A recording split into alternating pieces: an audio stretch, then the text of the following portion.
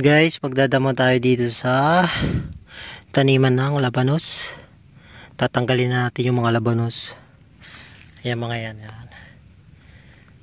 At magtatanim tayo ng kamote. Ito pala guys, yan ito na. Na-harvest natin mga labanos. Yan o. Madami na.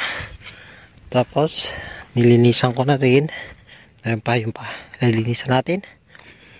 Dahil, nandito yung mother plant natin na kamote. Ayan, yung linya na to. Yung mga galing sa buto, ay sa laman. Ayan, pwede na ulit ilipat. Kita nyo yan. Mahaba na siya. Ayan, gaya nito.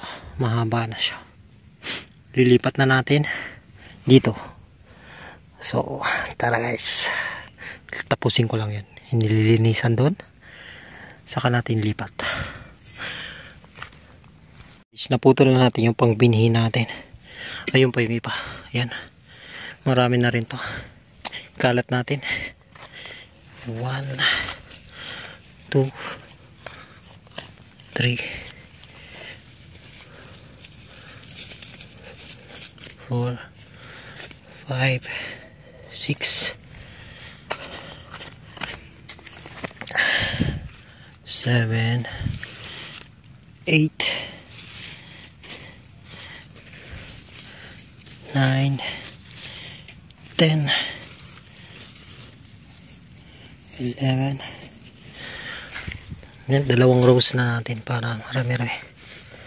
Yan.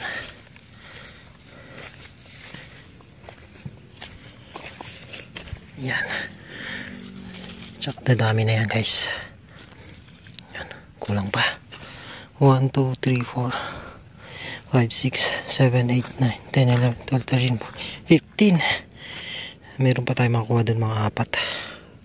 So, tara.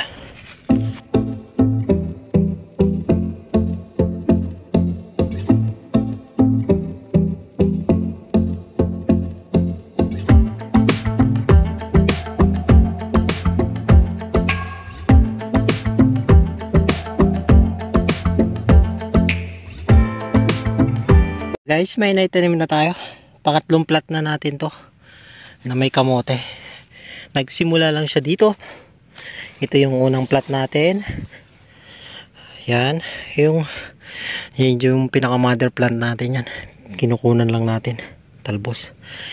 Unang nilipatan ko yun. Magaganda na. Kita nyo. Ito. Yan. Ganda na. Tapos pangalawa. Ito. Yan. Maganda na rin. Nabubuhay na. Tapos ito yung pakatlo natin. Yan. Hopefully mabuhay. Kasi maulan-ulan pa naman. Oh, yan, oh. Tapos sunod naman. Pag tumubo ulit. Yan. Diyan naman. Yung pang-apat.